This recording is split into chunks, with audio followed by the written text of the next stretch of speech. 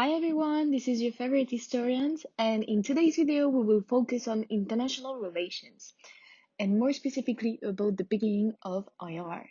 Did it start in a specific period, in the 20th century, at the Peace of Westphalia in 1648, or a really long time ago?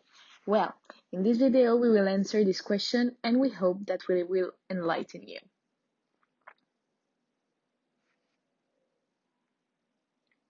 Nowadays, there is an open debate about when international relations started, according to different hypotheses. For some, the starting point of IR is after World War I, after World War II, after the Peace of Westphalia, or as Barry Buzan and Richard Little in the book International System in the World History, with the Sumerian city-states.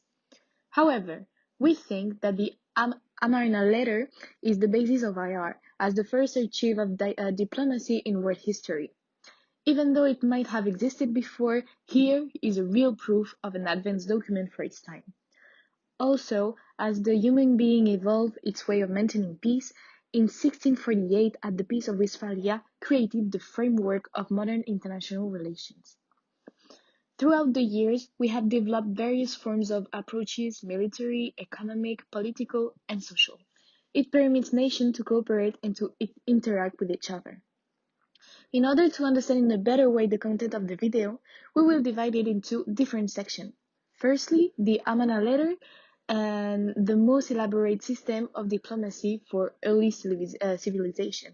Secondly, the Peace of Westphalia and the birth of the modern state. Since 1648, after the Peace of Westphalia, which took place in Europe, international relations are always about the state because the state is sovereign. It has its own law, action or policy, and no one can interfere with it. Not with their own community or nation, which is more Western point of view.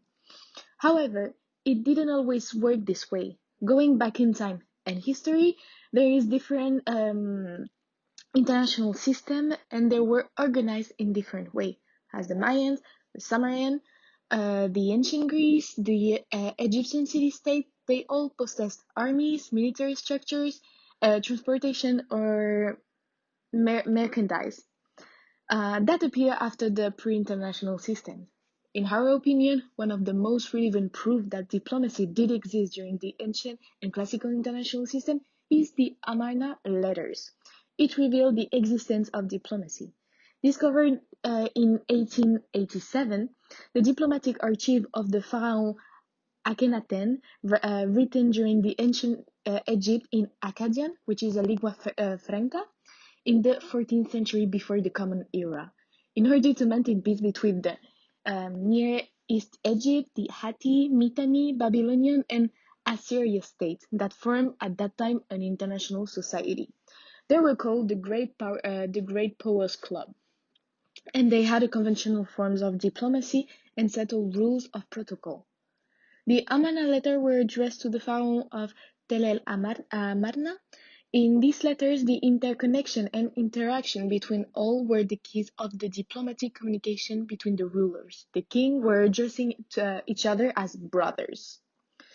According to an article also from clay to digital tablet from the Dr. Jovan Kurba-Lija, he explained how ancient diplomacy effectively used the interplay of written and oral communication. So, diplomacy began during the first civilization, and as we have explained before, specifically with the letters of Amarna.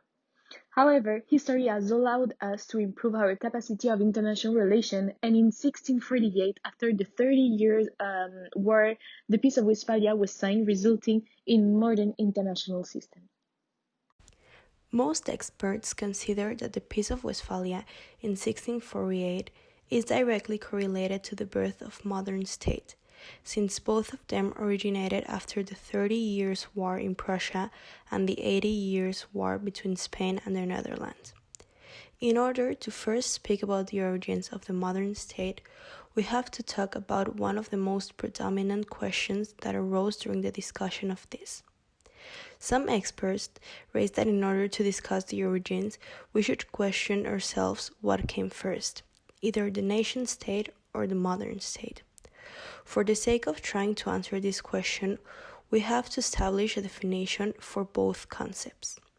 According to the expert Will Kimlicka, nation means a community more or less institutionally complete, occupying a given territory or homeland, sharing a distinct language and culture. Basing ourselves on this definition provided, we can conclude that a nation does not have an established political structure, but instead only the sensation of community. Nonetheless, there is a crucial difference with the state. According to George Jellinek, political means related to state. In the concept of the political, one has already thought the concept of the state. So we can conclude that the key difference between nation and modern state is that there is a political element in the concept of state. Hence, the idea of nation came first, but the modern state was founded when there was a political structure added to that ideology. Having established these two definitions, we can move on to explain the origins of the modern state as we know it now. During the 16th century and the beginning of the 17th century, there was not a clear idea of a state with a political structure, and there were constant wars between the various feudal lords and later on the monarchs. The process of shifting towards a modern state started slowly with different movements all throughout Europe. Before this process occurred, most places considered God as the greatest authority, and the ones designated to watch that the laws were followed were usually the head of the church and the monarchy.